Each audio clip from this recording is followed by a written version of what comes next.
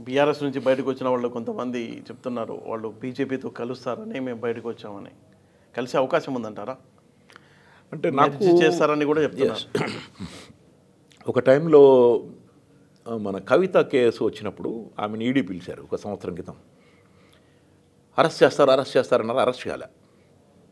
అప్పుడు తర్వాత నాకు అనిపించింది ఏంటంటే, అంటే మా ఊహాగానాలు మాత్రమే కావచ్చు, అది మోస్ట్ ప్రాబబ్లీ బీజేపీతో అడ్జస్ట్మెంట్ జరిగి ఉండాలి, అందుకని కవితను అరెస్ట్ చేయలేదనేది నేను అప్పుడు చాలా గట్టిగా నమ్మాను. ఆ విషయం అయితే నేను తర్వాత మొన్న చేయడానికి కారణం ఇది కూడా ఒక మ్యాచ్ ఫిక్సింగ్. ఎందుకంటే కేజ్రీవాల్ని డైరెక్ట్గా అరెస్ట్ చేయలేరు వాళ్ళు. అవును. కాబట్టి ఒకటి బహానా చూపెట్టి, ఎందుకంటే డబ్బులు ఇచ్చింది ఈమె దగ్గర నుంచి వచ్చినాయనే అంటున్నారు. అవును. కాబట్టి ఈమెను అరెస్ట్ చేసి అక్కడికి వాళ్ళు కేజ్రీవాల్ని అరెస్ట్ చేశారు. టైం బీయింగ్ ఏమైనా అడ్జస్ట్మెంట్ చేసుకుని మాగుంట చెప్పడం వల్లే చేశారా?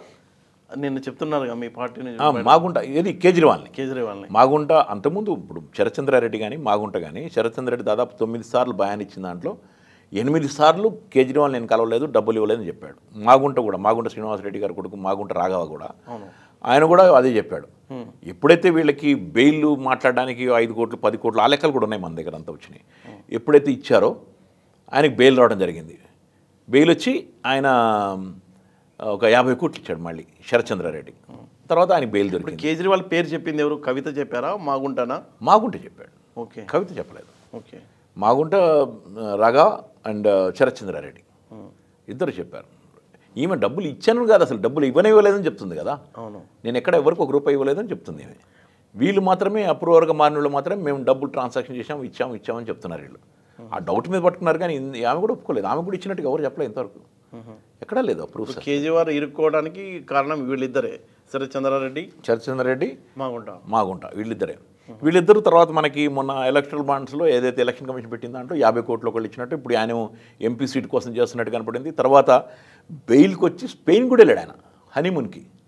మాగుంట రాఘవ స్పెయిన్ కూడా వెళ్ళడానికి అవకాశాలు ఇచ్చారు ఆయనకి. అంత వెసులుబాటు ఈడీ ఇచ్చేశారు వాళ్ళకి, దేశం వదిలి వెళ్ళటానికి కూడా. అవును, డబ్బులు వచ్చేసి వాళ్ళకి కావాల్సిన ముట్టినాయి. సో ఈ కండిషన్స్లో నాకు అప్పుడు అనిపించింది అంటే ఇది కూడా ఇప్పుడు కూడా మోస్ట్ ప్రాబబ్లీ కేజ్రీవాల్ లోపల వేసారు కాబట్టి ఈమెకి ఎక్కడ రిలీఫ్ ఇస్తారా అని కూడా నాకు డౌట్ ఒకటి ఉన్నది. వచ్చిన వెంటనే కలిపేయవచ్చా పార్టీని?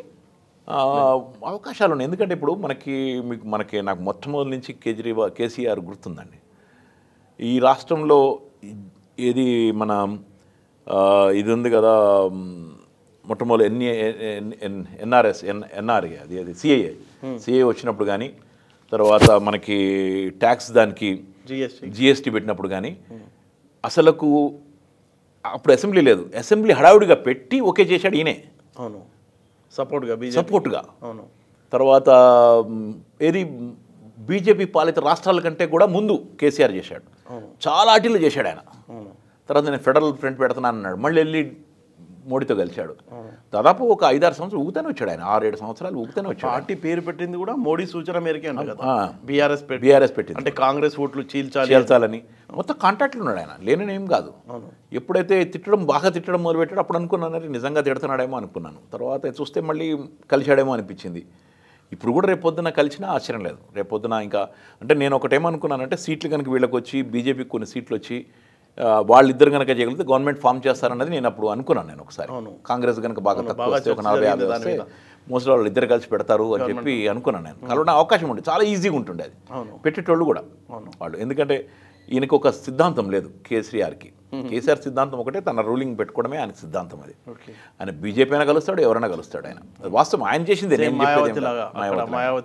మాయావతి లాగానే. కాబట్టి ఏంటంటే పెద్ద ఆశ్చర్యం లేదు, ఆయన వెళ్తాడా లేదా అని దాంట్లో ఆశ్చర్యం లేదు. కాబట్టి ఇప్పుడు కూడా ఇప్పుడైతే లేదులేండి, ఇప్పుడైతే బీఆర్ఎస్ నుంచి కూడా వెళ్ళిపోయారు కాబట్టి ఇంకా పెద్ద గవర్నమెంట్ చేస్తారని కాదు. కానీ రేపొద్దున ఎన్నికలు వచ్చిన తర్వాత కూడా లాస్ట్ మినిట్లో కూడా ఇద్దరు కలిసి అనౌన్స్ చేసినా ఆశ్చర్యం లేదు. రాజకీయాల్లో ఎప్పుడు పర్మనెంట్ శత్రులు ఉండరు, పర్మనెంట్ మిత్రులు ఉన్నదనేది ఒక సూత్రం మీద ఉంటుంది. లేకపోతే డైరెక్ట్గా కాకుండా ఇండైరెక్ట్గా వీక్ క్యాండిడేట్ని పెట్టడం, వాళ్ళని గెలిచేటట్టు చేయడం, ఓట్ల బదిలీ చేయడం అనేది జరుగుతుంది అది కొన్ని చోట్ల. సో అట్లా కూడా అవకాశాలు ఉన్నాయి వాళ్ళకి.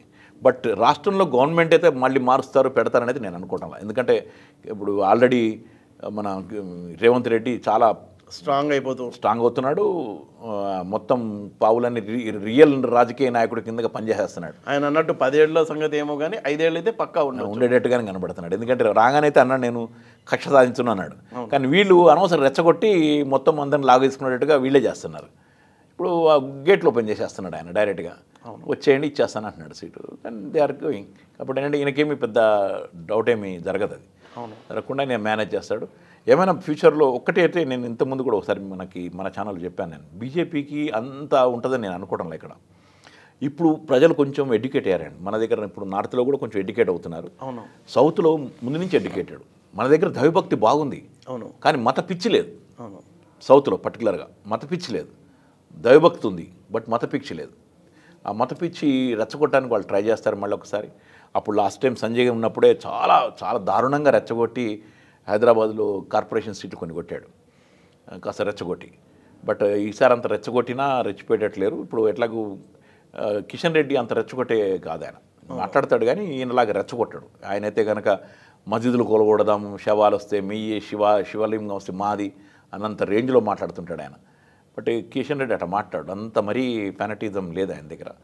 ఏమైనా రేపు పొద్దున రాబోయే కాలంలో బీజేపీకి అయితే అంత బాగుండదు, బీఆర్ఎస్ కూడా అంతే ఉంటుంది. ఎక్కువ మేజర్ సీట్లు తెలంగాణలో వచ్చేది కాంగ్రెస్కి వస్తాయి. అండ్ కాంగ్రెస్కి వస్తాయని పర్సనల్గా ఫీల్ అవుతున్నాను. వచ్చేటట్టుగా మేము పనిచేస్తాం కూడా ఆమ్ ఆద్మీ పార్టీగా, ఒక ఇండియా అలయన్స్ తోటి కాంగ్రెస్ని గెలిపించడానికే మేము యూనిలాటరల్గా దానికి సపోర్ట్ చేస్తాం, నిలబెడతాం కూడా.